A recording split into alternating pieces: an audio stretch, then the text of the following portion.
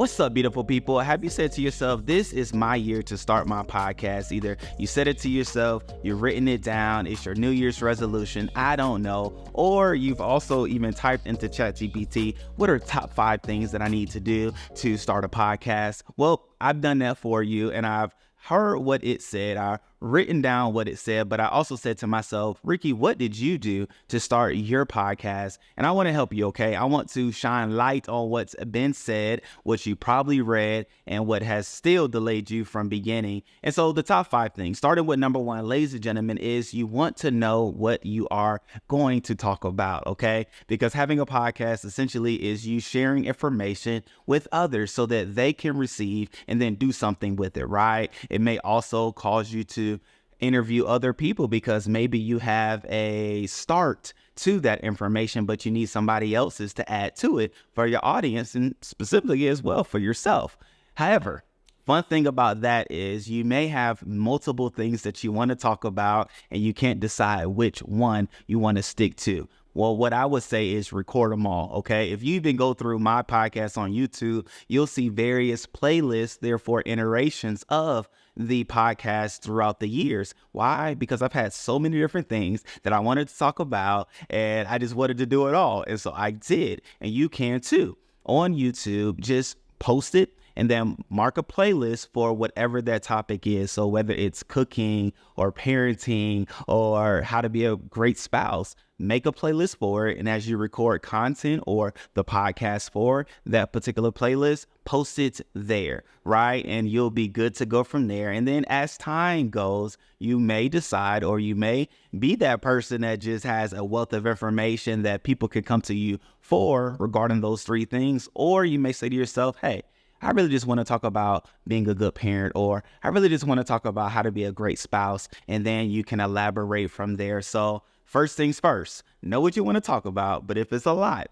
it's okay. There's space for it all. All right. So tip number two, I would say, is you want to be sure that you know how often you want to post. Okay, so when posting your podcast, when posting on YouTube or whatever platform you choose, know how often, the frequency you want to post. Why is this important? Because you also, with that, will plan when you will record the information, largely because we oftentimes start a thing and we're not consistent with that thing and we're not long-term with that thing because we haven't planned a space for us to do it. And so if you want to post 2 or 3 times a week, it's going to require you to record in a certain amount of time, right? I don't know your workload. I don't know your day. However, with the frequency you want to post, you also want to mark out time in your day consistently and let people know around you, right? Let your spouse know, your children know, your family, your friends. You can't let your pet know because your pet gonna do what the pet gonna want to do.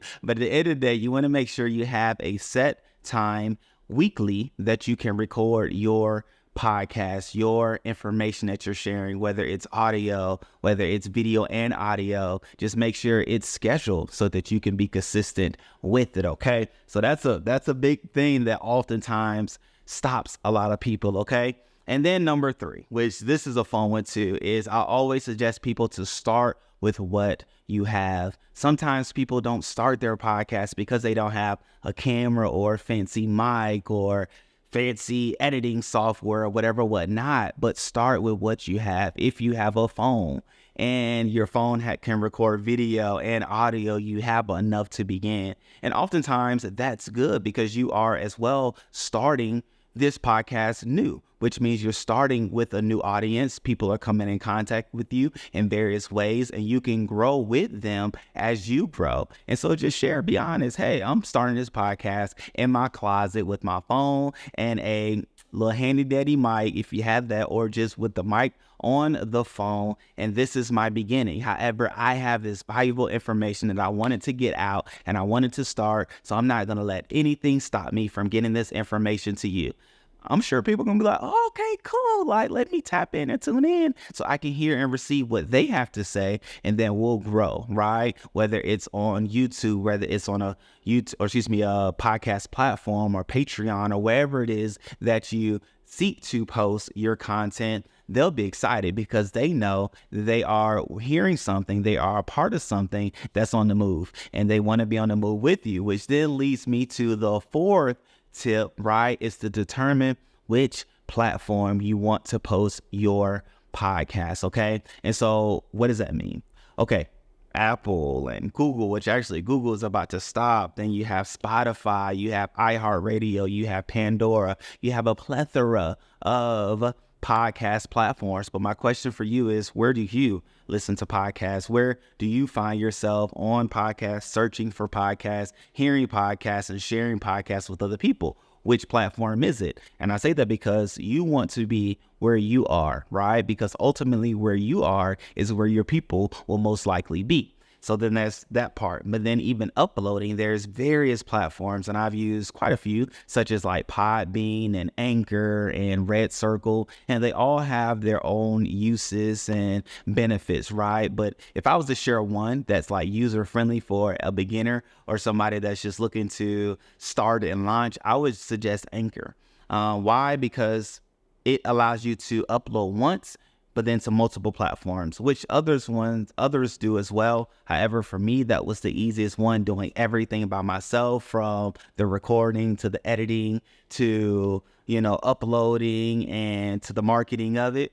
There's that. But then even within knowing your platform, you also want to have in mind where and how you're going to edit, which you can do that in various spaces and ways, right? And one, which I love because I'm an Apple user, I have iMovie on my laptop and desktop as well. And so you're easily able to upload the content, cut it, and then download it, right? So you want to download it as a video. Then you also want to download the audio separately and then upload to YouTube or upload to your platform from there. Or you may say, I don't want to do any of that.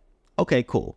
Record your content, upload it on YouTube. YouTube now has a podcast feature and a space. And so just upload it on there. You can edit on there if you want, or if you don't even want to edit, just want to upload. Cool.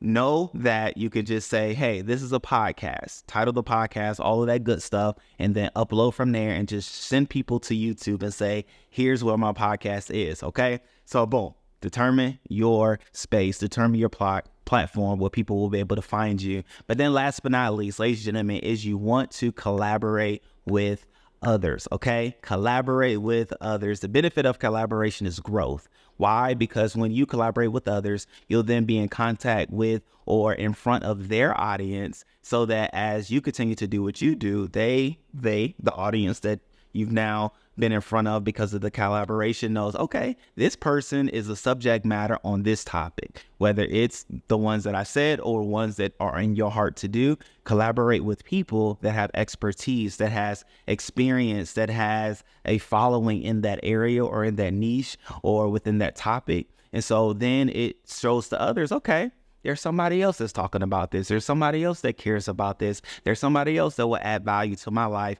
within that topic. But not only that, it will allow for growth, but it'll allow for exposure. And so those are two things that you would want as your podcast grows, two things that you want as you continue to do what you do and to do it great, right? You want people to see you and you want people to know you. And so collaborating is a cheat code to be able to do so. And so hopefully these 5 tips are helpful. Y'all let me know in the comment section below if you need more tips. And I can even do a video talking about equipment as well, because I know oftentimes people get tied up on that. And I've been through many different iterations of equipment to bring this podcast to you. And so I can help in that vein. But on Thursday, what I will do is talk about and help people to start YouTube channels, because oftentimes, you see other people do it and you want to do it too, but you don't know where to begin. And so we'll talk then on how to begin, and we're going to have some fun, great people. So until next time, get started, get going. Know that you can do it. I'm cheering for you,